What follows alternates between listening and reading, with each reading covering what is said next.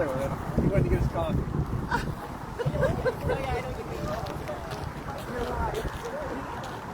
Just say we'll get started in a few minutes. We're just going to get started in a few minutes, folks. Once Mark gets back with his coffee.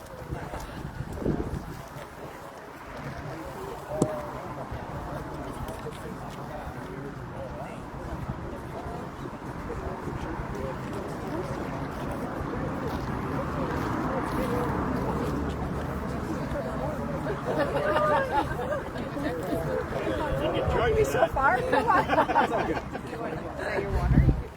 Well, then I get it. All right, Steve, you're ready. All right, folks, let's get started. First of all, I want to thank all of you for joining us today. My name is Steve Sullivan. I'm the CEO of Mad Canada, and it's a real pleasure to be here with you. I want to thank everyone for being here, especially the Beatty family, to honor the precious memory of Rebecca. Before we begin, I want to acknowledge that Quinte West is on the Indigenous land that has been inhabited by Indigenous peoples from the beginning. As settlers and immigrants, we thank all the generations of people who have taken care of this land for thousands of years. In particular, we acknowledge the traditional territories of the Anishinaabe, Huron-Wendat, and the Haudenosaunee, and the Mohawks of the Bay of Quinte First Nations.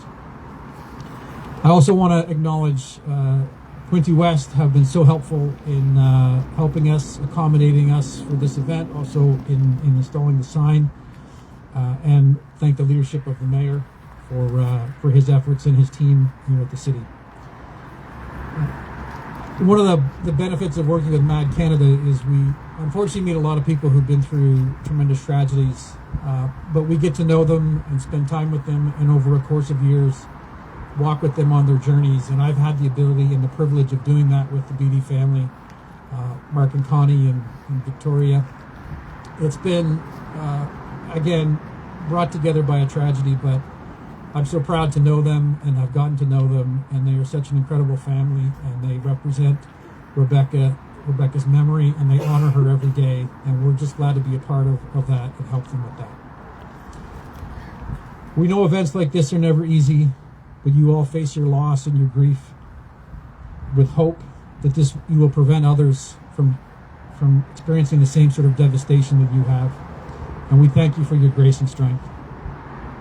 Rebecca's memorial sign, which is behind us, has been placed here near the crash site where Rebecca and her friend were killed. We at Mad Canada believe that memorial road signs like these and other forms of tributes and monuments to the innocent victims of impaired driving are very important. They remind everyone that behind every statistic is a grieving family or a suffering victim. Despite not getting the same attention that other crimes get, hundreds of Canadians are killed and thousands more are injured every year in impaired driving related crashes every year. An average of 215 charges and short-term suspensions are laid every single day. We must do better, and we can do better. That is why we at Mad Canada work to raise awareness, advocate for evidence-based policies and laws, and provide support services to those affected by impaired driving. We're driven by the urgent need to save lives and prevent more people from enduring the pain of losing a loved one or suffering injuries. We're indebted to families like Rebecca's for sharing their stories to try to raise awareness and prevent similar tragedies. But we all have a role to play because impaired driving tragedies are entirely preventable. We must all commit to never driving impaired, never getting into a vehicle with someone who is impaired, always plan ahead, and call 911 if you see a suspected impaired driver. We also rely on our elected officials to stand up, to speak out, and commit to doing more at all levels of government. There are things that can be done in the short term and the long term to reduce fatalities and injuries if we all work together. Technology has been developed and is being developed to detect impairment in drivers. The United States, for example, has passed a law to install technology in all new cars by 2030, and experts in the U.S. predict that will save thousands of lives every year. We have called upon the Canadian government to commit to adopting similar law and dedicating the resources necessary to make sure that Canada's roads are safe for everyone. Every impaired driver on the road has the potential to kill or injure an innocent person, so it's essential that law enforcement get as many of these drivers off the road as possible. Immediate roadside prohibition programs are used in other provinces, and police are able to take more impaired drivers off the road, especially when they use mandatory alcohol screening. This is an approach that Ontario should take to get more impaired drivers off the road and allow police to spend more time protecting the public and less time in the office. At a time when hundreds of people are being killed and thousands more injured every year, city officials need to provide the leadership to ensure that police have the time and resources to ensure that high-profile, proactive law enforcement, road safety enforcement, is a key priority, and that includes using mandatory alcohol screening at every lawful traffic stop. Strong leadership and collaboration are the key to making these changes possible. I was going to introduce Mr. Chris Malette, who is the Member of Parliament for this area. Unfortunately, if you haven't heard, there's some things going on in Ottawa that require all members of Parliament to be in town. So I do want to introduce Adriana Kristy, who works with Mr. Malette.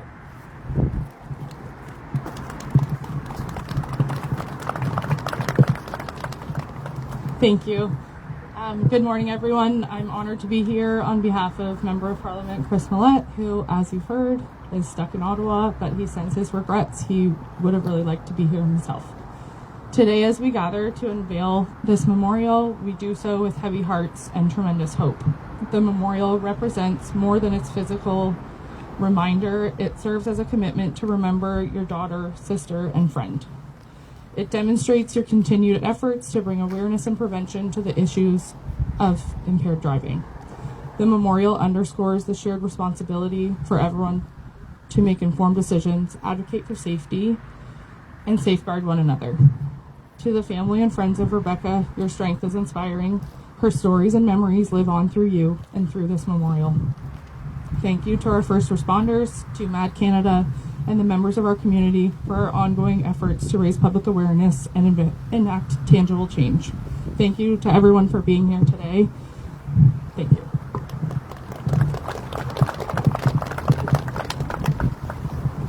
Thank you, Adriana.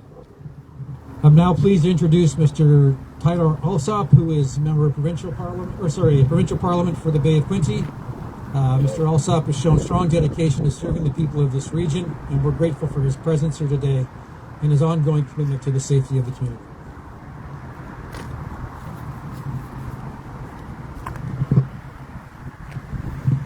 Well, good morning, everyone. It's an honor to be here today on behalf of the province of Ontario with Mothers Against Drunk Driving for the establishment of this memorial just a little bit over 4 years since the passing of Rebecca, about 4 years ago at 22 years old. I want to thank Mothers Against Drunk Driving for the incredible job that they've done keeping our roads and our community safer.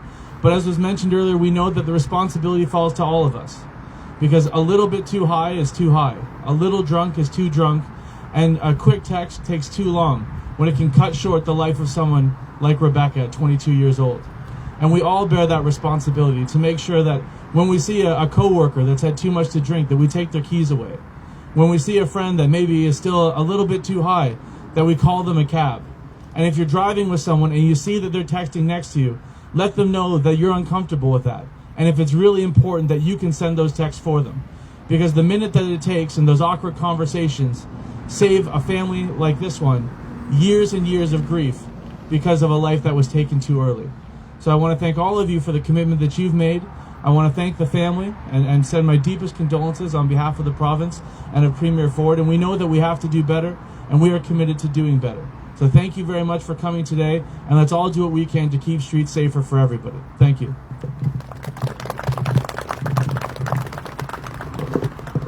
Thank you again for being here.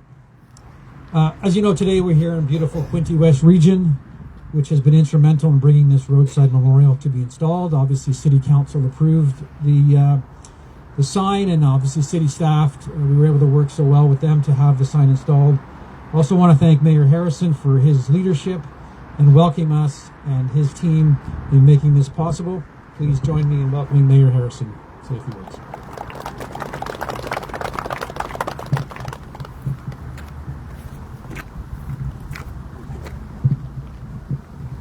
Thank you very much. Yes, my condolences, thoughts, and prayers are with the family. Yes, it's a sad day no matter how you look at it. I'm not a military member, but I'm a mayor of a proud military city, and every chance I get, I thank them for the work they do, not just here but throughout the world.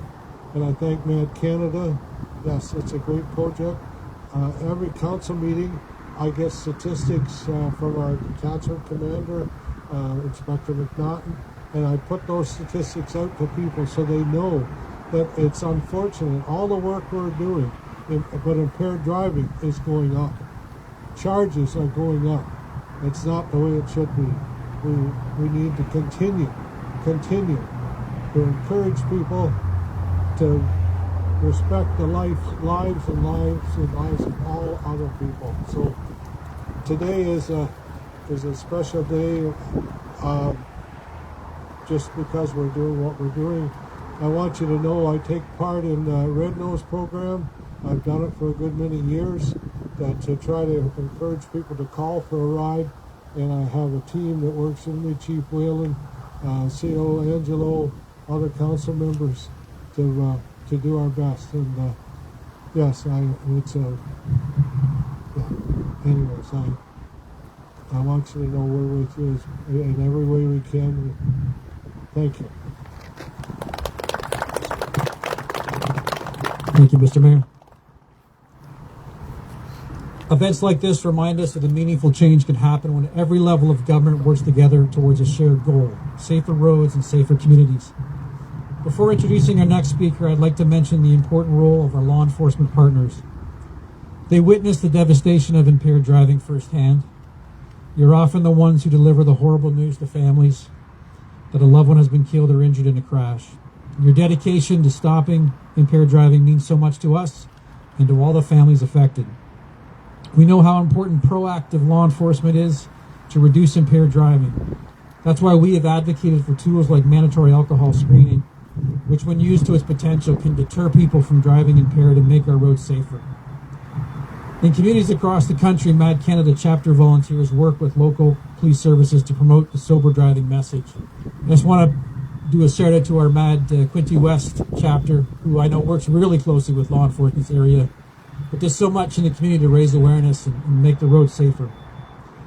We're deeply grateful for your ongoing support of law enforcement and collaboration on our initiatives, and for your tireless efforts to prevent impaired driving and help victims and survivors after a crash.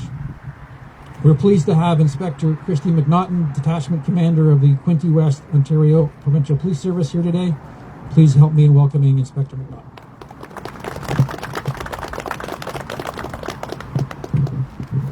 Good morning. I had the privilege of meeting Rebecca's family in Northumberland when I was the detachment commander there, and they came and spoke at the high school in Brighton. I didn't know that I would be in Quinte West for this event as a detachment commander here, but it is a privilege, so thank you. I can say one of my priorities since I got here in June has been tackling impaired driving. We just completed a 2-week impaired initiative where we partnered with Belleville City, Central Hastings Detachment, and Prince Edward County, and we set up rides in numerous locations every night for 2 weeks. The numbers were not staggering, but that's a success. We did get 5 impaired drivers, 5 3-day suspensions in that time. Several cannabis charges were laid. I did mention at the council meeting, one of my members came back and said, it wasn't a successful night, we didn't get anyone. I said, no, that was a successful night. That's what we want, right? So I can guarantee you that will remain a priority for us. We have the festive ride coming up at the end of November until the middle of January. My officers are very dedicated to that. It's something right from the top at the detachment all the way down.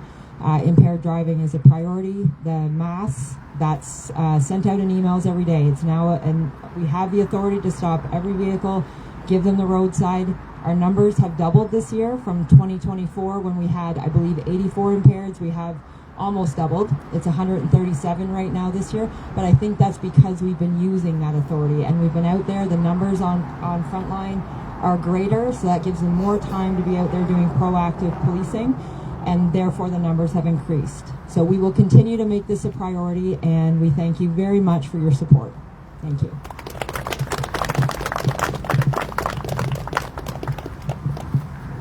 Thank you, Inspector McNaughton. I also want to recognize the extraordinary work of all first responders, including fire departments. Firefighters are often the first to arrive at a crash scene, providing critical care. They face immense challenges with courage, professionalism, and compassion. Their efforts save lives, provide comfort in moments of crisis, and remind us of the true meaning of service. Their dedication is a testament to the vital role they play in our communities. Leading that commitment here in this community is Fire Chief John Whelan.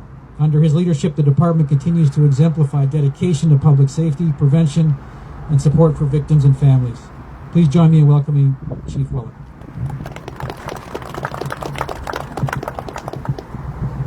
Thank you and good morning, and sure appreciate coming to this event. And first of all, I want to compliment Rebecca's mother. She was just telling me she's out in different venues telling the story, and she said to me, and it's so true, that everybody thinks it can't happen to them, and that is so true.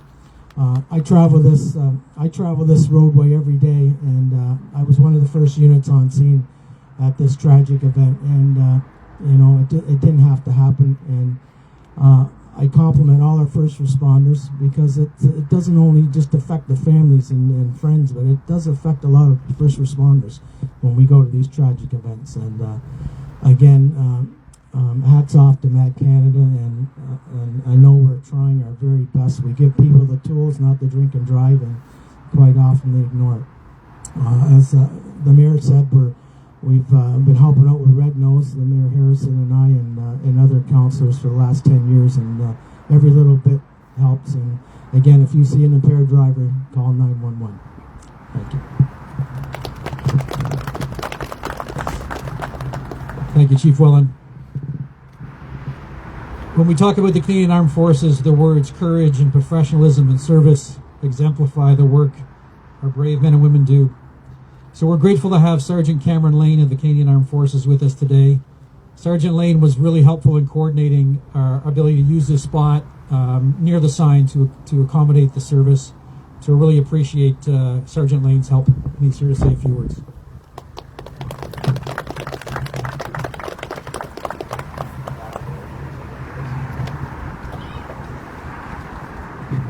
Hello everyone. I'm not used to using microphone. Usually I use my loud voice, but I'll use the microphone today.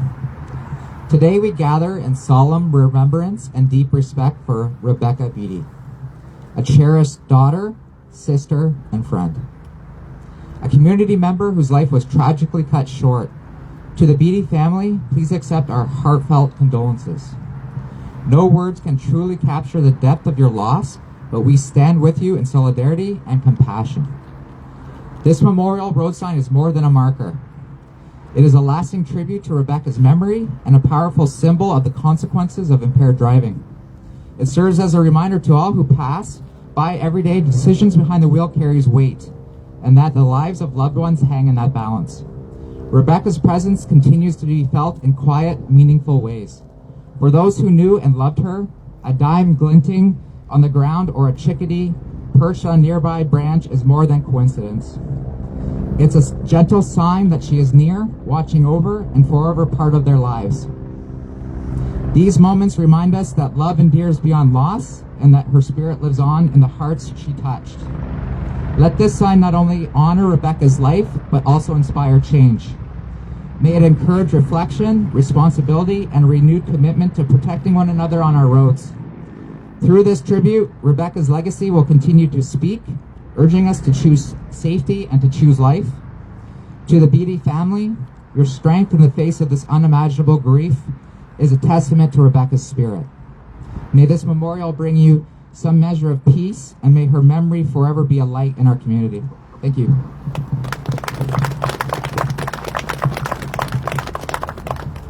Thank you, Sergeant Lane. Every day, Mad Canada works with victims and survivors of impaired driving, the people who face the devastating loss of a loved one or who have suffered debilitating injuries themselves. The victims and survivors of impaired driving are the most powerful and effective champions of this effort to eliminate impaired driving. In the face of unimaginable pain and grief, they step forward to provide a voice for their loved ones and do all they can to ensure others have never have to endure the same tragic loss. But they also need all of us to step forward and support their efforts. I'd now like to ask Victoria Beatty, Rebecca's sister, to come forward and share some thoughts with us.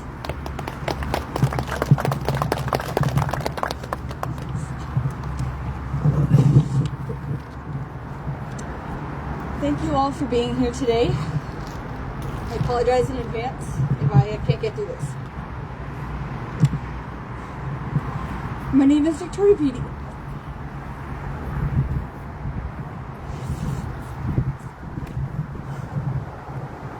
And I'm the eldest daughter of Mark and Connie Beatty.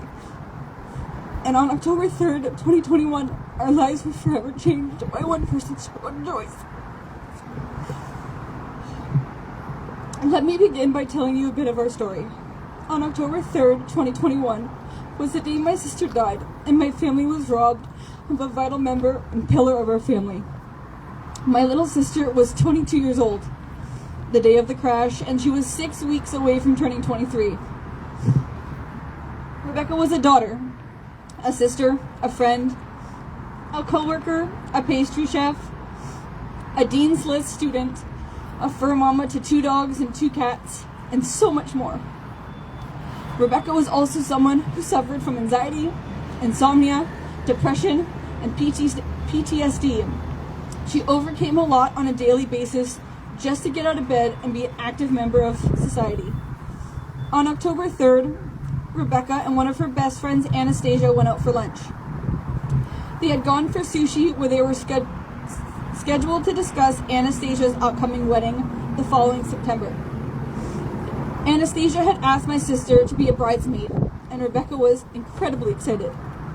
The day of the crash, I had asked Rebecca and Anna to join for sushi, as it's one of my favorite meals.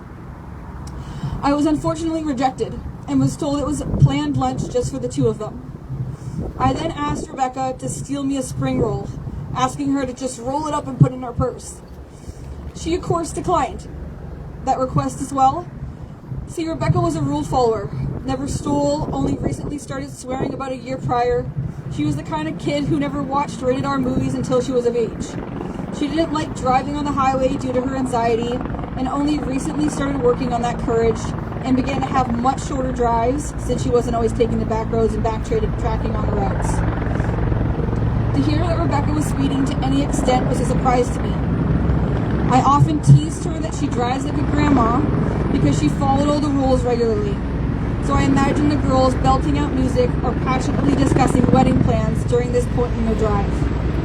At approximately 12:25 p.m., Rebecca's vehicle was traveling eastbound at approximately 70 kilometers an hour and was hit head-on by a car traveling in the westbound lane at approximately 99 kilometers an hour.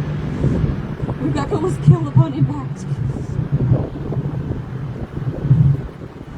After Rebecca left for lunch, I went and did a workout, even had a nap, because this was a regular Sunday for me.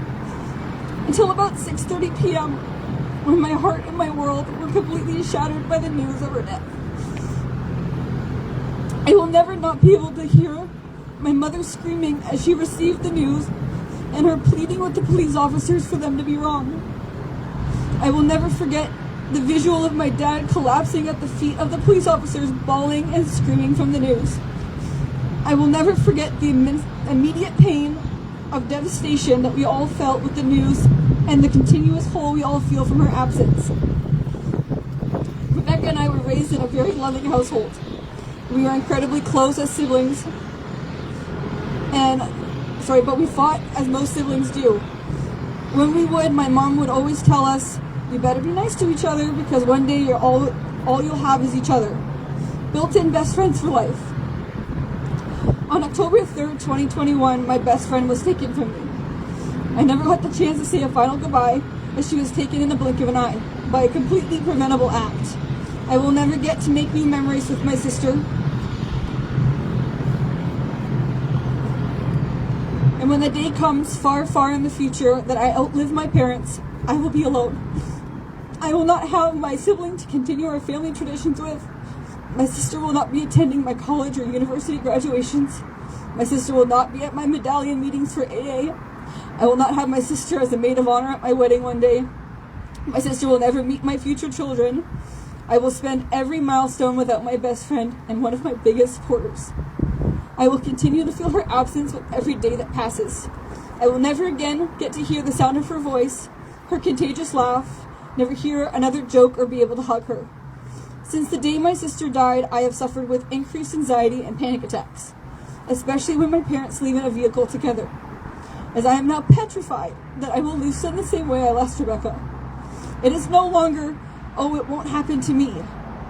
I have lived these circumstances, and the fear feels like a real possibility. I suffer from insomnia, and have struggled with my sleep hygiene since Rebecca died. I struggle with finding enjoyment out of life, and the interests I had before don't spark joy in my life anymore.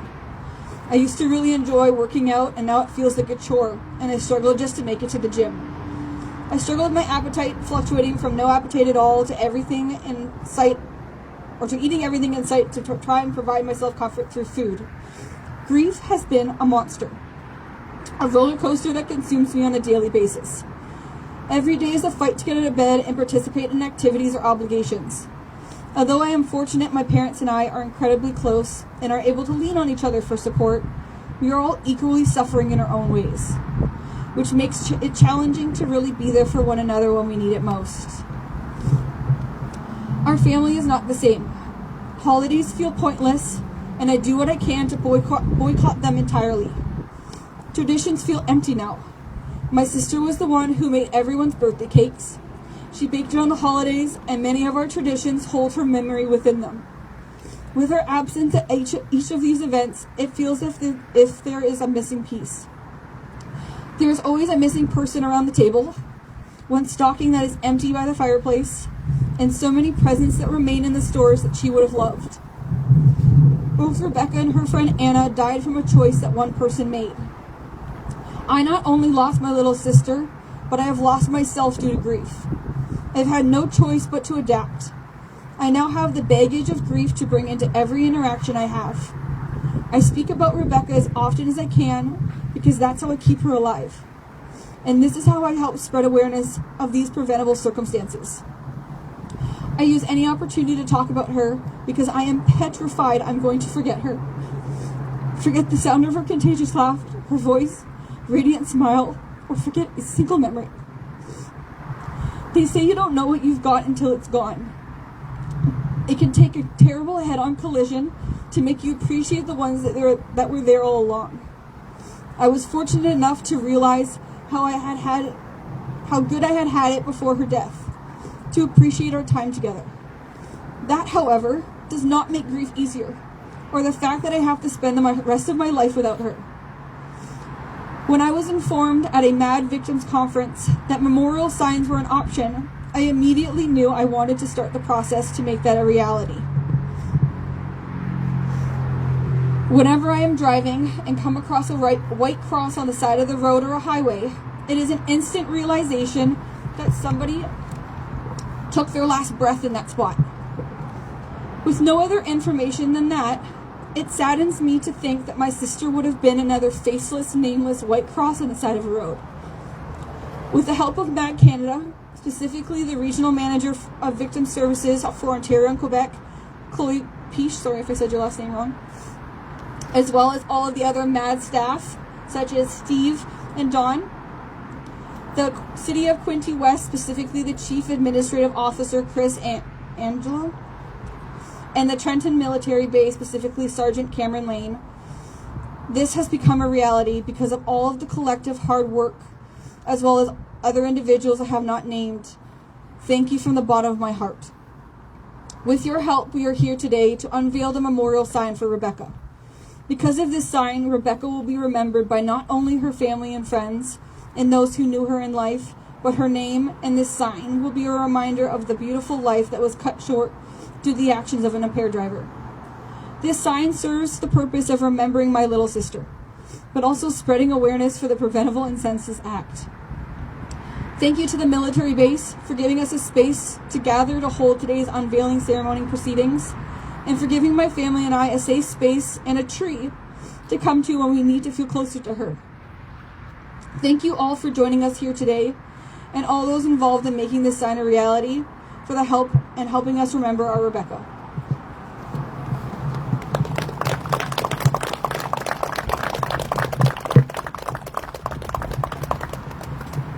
Thank you, Victoria.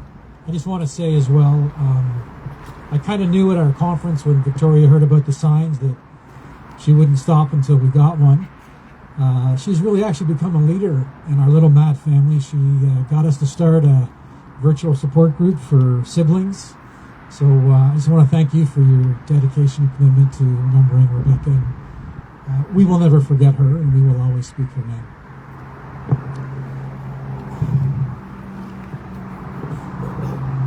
We encourage everyone to plan ahead if you're going to be consuming alcohol, cannabis, or other drugs. It only takes a moment to make a plan and stick with it. There are so many choices out there, from staying the night, have a designated driver, using transit, getting an Uber, reaching out to a sober friend or relative to come get you. We all need to make the right choice. And if you see someone on the roads, waterways, or trails that you suspect might be impaired, never hesitate, and please safely call 911. The call you make can save lives. I would now ask Rebecca's family to come forward to unveil this memorial sign. There'll be an opportunity for media interviews and to take more photos after the unveiling. Thank you to everyone who attended today to remember Rebecca. Thanks to everybody who made this possible. Dawn and Chloe from MAD Canada. I also want to acknowledge our volunteers from the MAD Quinte West chapter. All the folks who attended and gave remarks. We really appreciate you taking time out of your busy schedules. We truly hope that this sign serves as a reminder to motivate and inspire people to make safe, responsible choices and to always drive sober. Let's keep working together to ensure impaired driving ends here. Thank you.